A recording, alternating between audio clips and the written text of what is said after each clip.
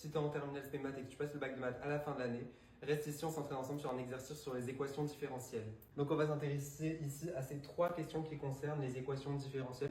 On va devoir résoudre une équation différentielle à partir d'une fonction f qui en sera la solution. Donc f c'est la solution de l'équation différentielle qu'on va chercher à résoudre.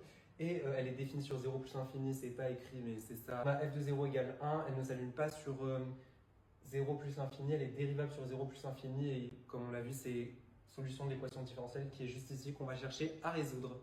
Et donc pour ça on va passer par une fonction auxiliaire qu'on appelle ici g de t qui est l'inverse de f, donc c'est 1 sur f de t et on va devoir montrer que g de t est la solution de cette équation différentielle, c'est l'une des solutions. Et pour ça, on va utiliser les deux équations pour cela. C'est une question qui tombe assez souvent au bac, qui est parfois un peu difficile, mais c'est important qu'on s'entraîne dessus.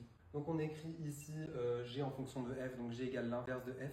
Alors oui, pendant tout le long de cette question, on ne va pas écrire g de t, f de t, même si c'est écrit comme ça en exercice, puisque ça va tout encombrer d'ajouter l'image à chaque fois et ça ne sert à rien ici puisqu'on parle des fonctions, on ne parle pas de leur image.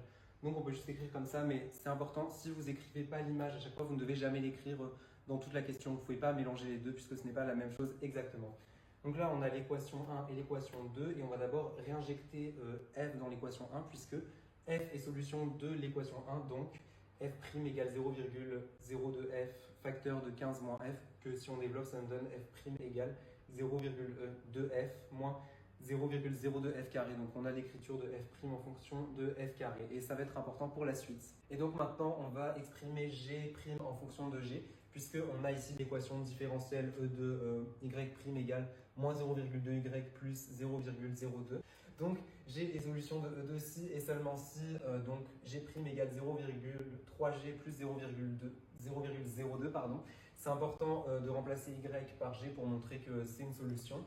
Et ici, on va calculer, on a g' en fonction de g, mais on a aussi g' en fonction de f, puisqu'on a g en fonction de f. Il suffit de dériver. Comme c'est une dérivée, il suffit de composer la dérivation.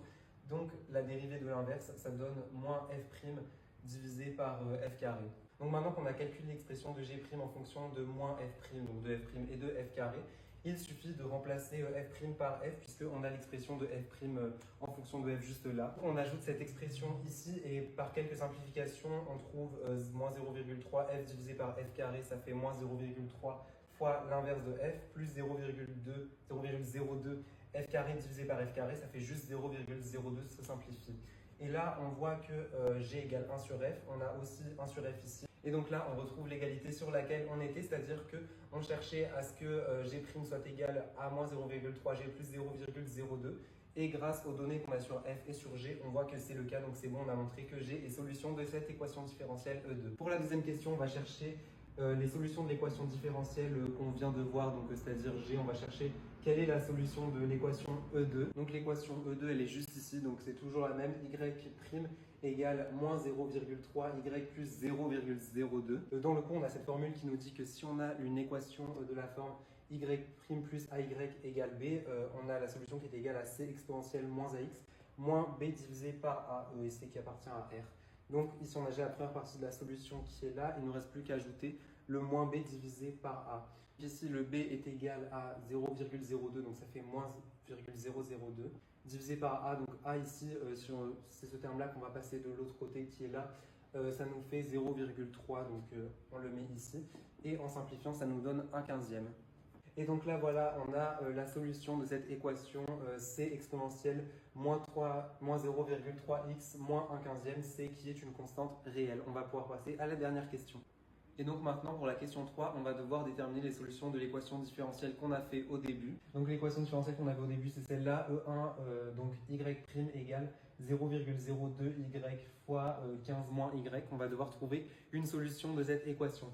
Et comme on sait que g est égal à 1 sur f, ça va nous aider pour la suite. Donc on a vu que toutes les solutions de l'équation qui concernaient l'équation E2, c'était y de x est égal à cette fonction-là. Et on a g de t qui est une solution de cette équation. Et comme on sait que g de t est égal à 1 divisé par f, ça veut dire que f de t est égal à l'inverse de g de t. Il suffit donc de réinjecter g de t dans cette solution ici que l'on connaît pour voir combien font f de t. Donc là, on a f de t qui est égal à 1 divisé par g de t. On n'a pas écrit que ça appartient à R, mais on le pense tous très fort, c'est très important. Et ici, on a moins 15e, c'est quand même plus joli de ne pas avoir des fractions dans des fractions. On peut donc tout multiplier par 15 pour avoir un 15 en haut, mais aussi plusieurs 15 en bas. Donc c'est bon, on a maintenant f de t qui est égal à 15 divisé par 15 constante fois exponentielle de moins 0,3t moins 1. On pense toujours très fort que c'est une constante réelle. Et maintenant, on va pouvoir déterminer quelle est cette constante réelle puisqu'on nous dit que f de 0 est égal à 1. Donc toutes mes excuses, vraiment, je me suis trompé, j'ai mis des moins au lieu des plus, mais normalement vous aurez remarqué que tout a été corrigé si tout le montage s'est bien passé. Mais donc on trouve ça, donc quand on fait f de 0, on trouve 15 divisé par exponentielle de moins 0,3 fois 0 plus 1. Donc exponentielle de 0, moins 0,3 fois 0, ça fait exponentielle de 0, ce qui fait 1. Et donc on se retrouve avec 15 divisé par 15c plus 1 égale 0, puisque f de 0 égale 1. Donc maintenant il ne nous reste plus qu'à isoler le c pour trouver sa valeur. Donc en résolvant cette équation 15 divisé par 15c plus 1 égale 1, on se retrouve avec 15 qui est égal à 15c plus 1, donc 14 qui est égal à 15c. Et en isolant le c, on trouve que c est égal à 14 divisé par 15. Donc on a la constante dans f qui nous permet d'affirmer que c'est la solution. Et donc on réinjecte cette constante dans la solution qu'on a trouvée. On remplace c par 14 15e. Donc ça nous fait 15 divisé par 14 15e fois 15. Les 15, ils s'en vont, on peut les barrer. Donc ça fait 14 exponentielle de moins 0,3t plus 1. C'est ce qu'il fallait pour trouver les solutions de l'équation différentielle.